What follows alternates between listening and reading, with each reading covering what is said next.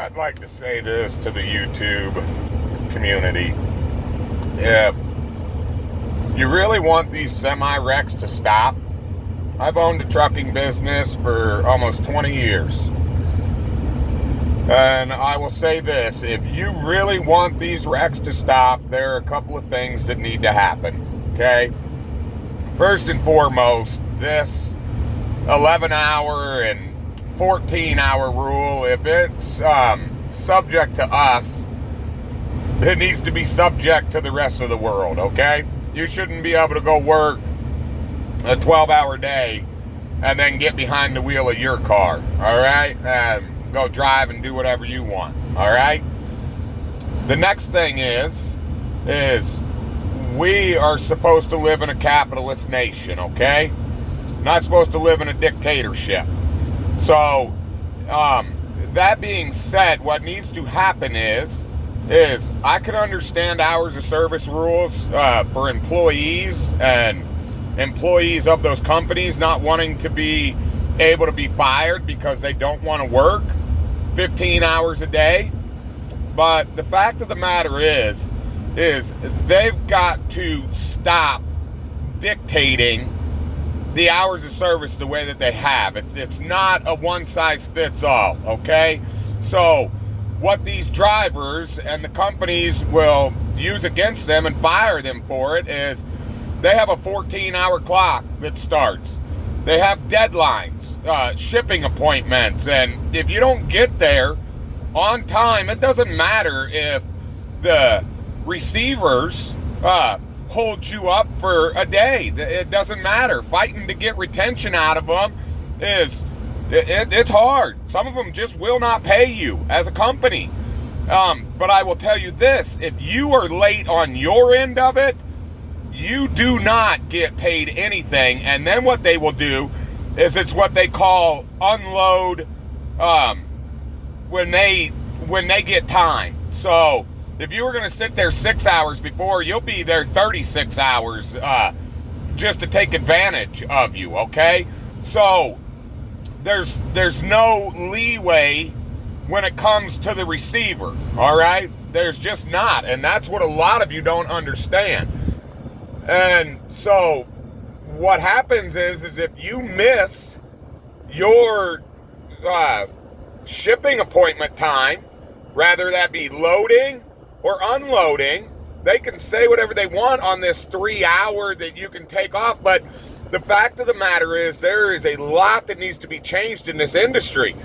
If you miss your load appointment or you miss your drop appointment, those companies will write you up for that and they will fire you for it.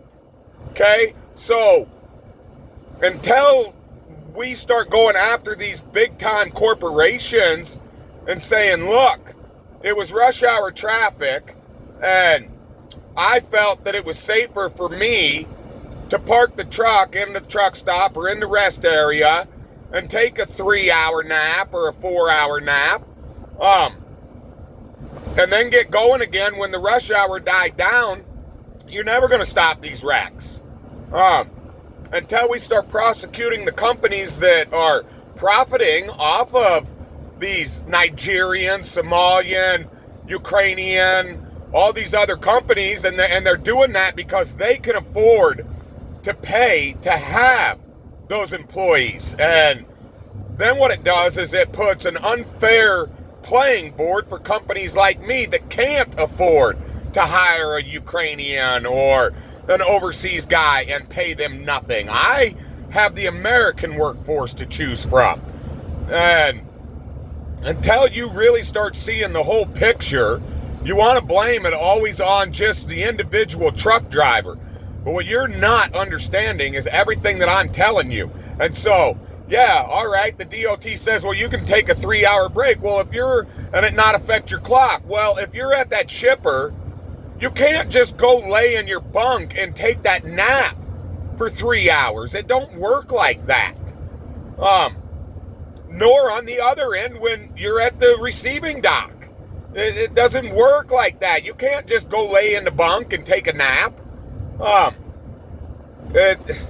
There's just so much wrong, and y'all get here on this internet and you've never been in a truck, you've never worked for a company, you've never owned a company, you've never dealt with any of it.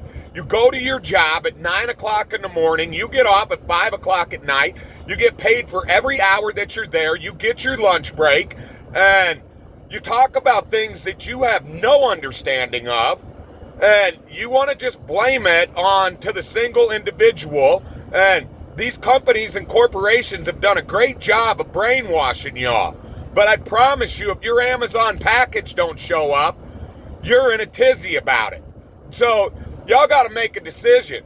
You either want your grandmas and your daughters and your sons and your fathers and your husbands and your wives to be able to make it home, or you're just going to have to put up with it. Sometimes, you know what? You drive on the highway, a truck driver's going to kill you. I don't know what else to say about that. And furthermore, most of the time it's not the truck drivers killing you anyway. You people drive like clowns. Like, the rule is, if there's 500 yards, if there is a vehicle coming and you have a stop sign, you are not supposed to go out of that stop sign if they're within 500 yards. That's 5 football fields. Do you know how many of you people every day cut out in front of me? You'll see me coming and you think that, oh, I got time, and you just come right on out. You don't care about my brakes. You don't care about my tires. You don't care about any of my expense. You care about getting home. And then if one of you gets hit and gets killed, by God, it's the truck driver's fault. I'm so tired of hearing about this. Absolutely fed up with it. Y'all need to go back to driving school. Y'all need to learn to fucking pull your heads out of your asses, breathe some oxygen, and actually pay attention to what you're doing out there on these roadways.